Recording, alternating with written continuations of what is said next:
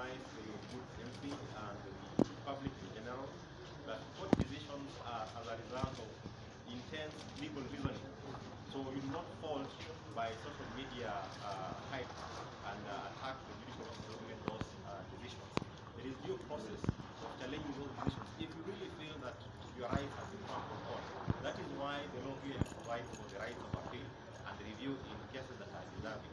So for the good MP of Mumias East to go on social media and issue threats and send text, post messages against the judiciary and its officers harassed in close connection cooperation by the other organs of government. Because in the course of the demolitions, one of the judges' houses and residences was targeted and brought down. So we do not want to isolate these incidents. A threat such as demolition of a residence of a sitting judge is a very big threat to the rule of law. It destabilizes the capacity of those judicial officers to comfortably make decisions out of good reasoning, and we have previously suffered out of lack of judicial officers. We do not want rogue public officers to go back and throw us into the streets for want of sufficient judicial officers. Now, this actually gives Kkmg a terrible name in terms of judicial staffing, and we feel the pinch, and eventually you members of the public will still feel the pinch, because no judicial officers will come to a station that does not obey orders, and if orders are issued, then the judicial officers are blatantly and clearly attacked in broad daylight. We can't guarantee the safety of those judicial officers if their residences are going to be demolished in the middle of the night. So it is a call to any public officer and to all the individuals that should you have an issue with a decision or order of any court within the Republic of Kenya and within this region, follow the due process and pursue your rights at another level. Do not get to personalize your reactions against the judicial officer that issued those orders.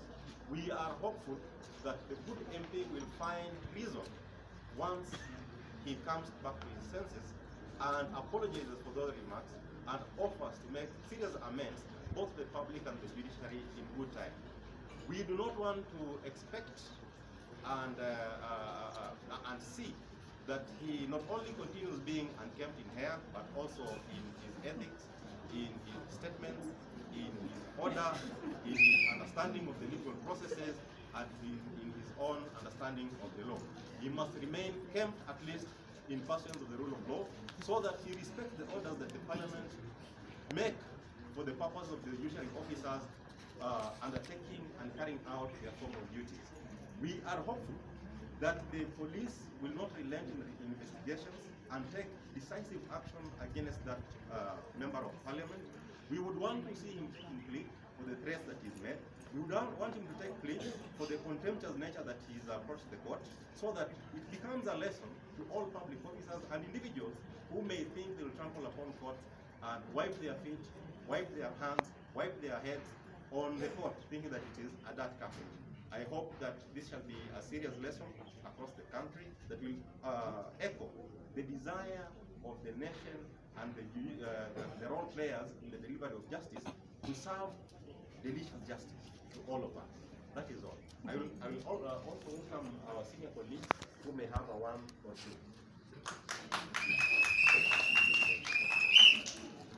I've never seen this in my long life as a lawyer. My name is Gabriel Mikele, an advocate in 1969, set up an office here in 1970, and brought all the courts in Western Province along with other people. But I've never seen this, where the executive feels that they are in charge, not obeying court orders. At this rate, my colleagues and my friends, there is no wonder that there are chaos in Baringo, there are chaos in Lamu, and it will extend. At the end of the day, what will Kenya be like? Please, whoever is concerned, stop this immediately.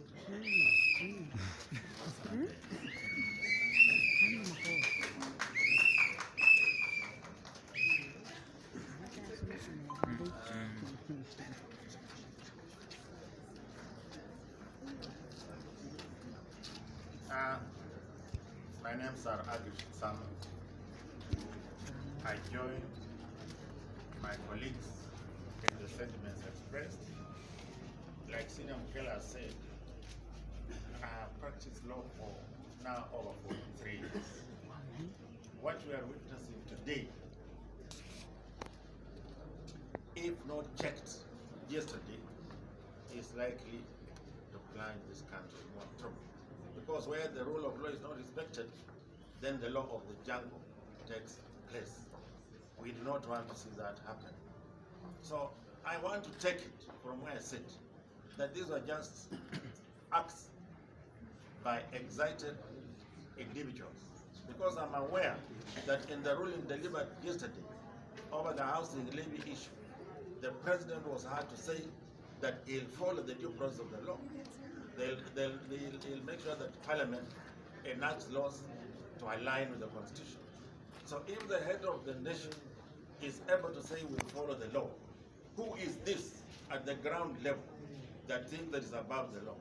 I think I want to condemn in the highest terms the action being taken with impunity by the regional commissioner in court, the police.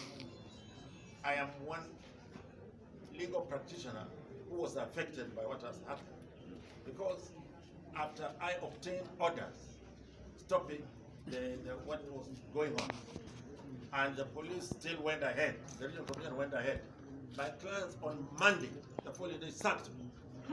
Yes, they said, you have not given us any protection. Now what happens to my colleagues? We'll all end up being sacked. And yet, we also have a role to play in society.